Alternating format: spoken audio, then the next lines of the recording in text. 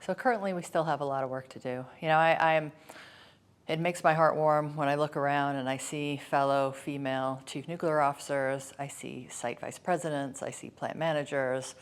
So we've made a lot of progress, but when you look around in the general population, 50% of the people are female, but we certainly don't have 50% of the people at our sites or our units, so we still have a lot of work to do.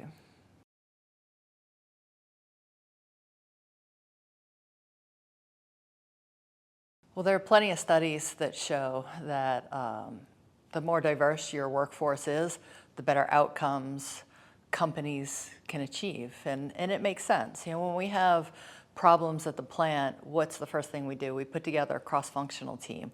Well, what is a cross-functional team? It's a diverse team. And so, diversity in function is a key piece of diversity, but, you also look at gender, you look at race, you look at nationality, you look at how people were brought up. It's all about perspectives. And the more perspectives you can get to an issue, a problem, an innovation, something you're trying to achieve, the better your outcome's going to be with all the different perspectives.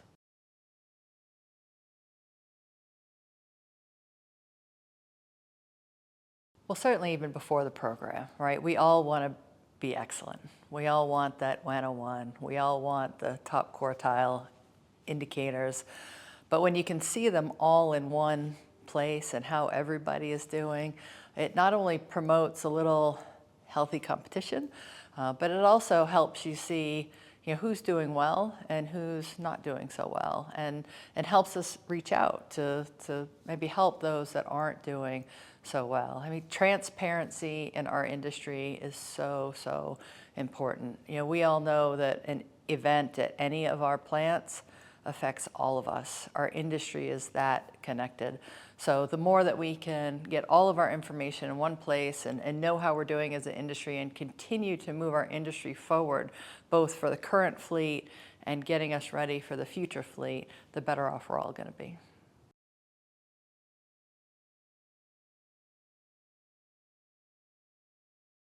Well, one key catalyst is our performance monitoring leads themselves. They're at our stations, they're putting eyes on, they're interfacing with our folks, they're seeing where we're doing well, and they're seeing where we're not doing so well, so they can give us firsthand feedback and where maybe that we can go look and see who is doing well. They know who's doing well, and they can send us to the right places. At one of my units not long ago, we were having some issues with shift manager leadership. Shift managers being leaders of the station and advocating for the plant. Our performance monitoring lead was able to point us to someone who was doing it really well.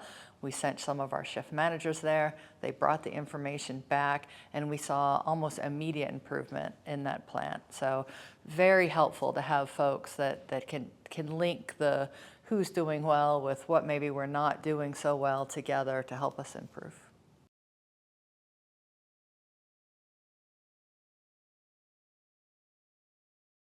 One of the things I like best about the enhanced performance monitoring is how you can see all of the plants all stacked up, and how you stack up against everyone else.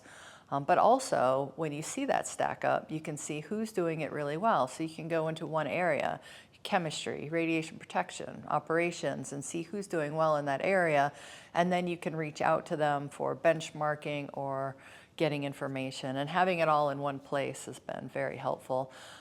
It also forces us to look very closely at the things that are important. And because the performance indicators that we've all agreed to are in one place, we're all saying those are important. It helps us focus in the right areas.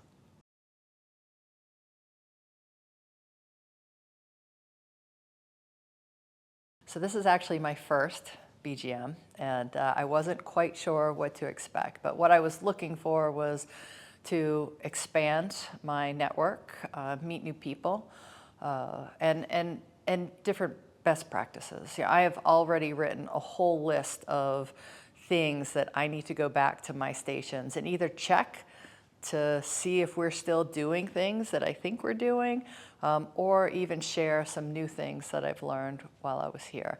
And so it's been a great experience, meeting people and as you meet more and more people around our industry, you realize we're all facing the same issues. We're all struggling with the same items, and we're all focusing our performance in very similar areas. So sharing our experiences, sharing our lessons learned, sharing our best practices has been really rewarding while I'm here.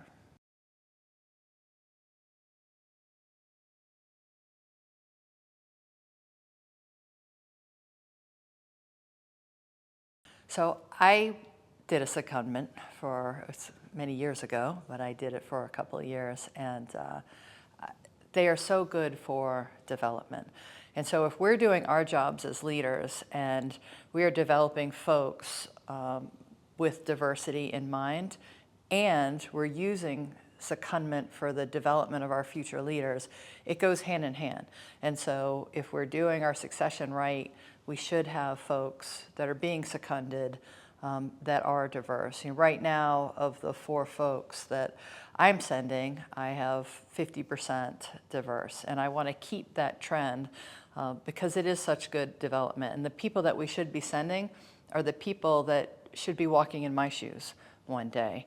And so again, if we're doing our succession planning in the right way with a focus on improving the diversity at our stations, our secondments should also be diverse.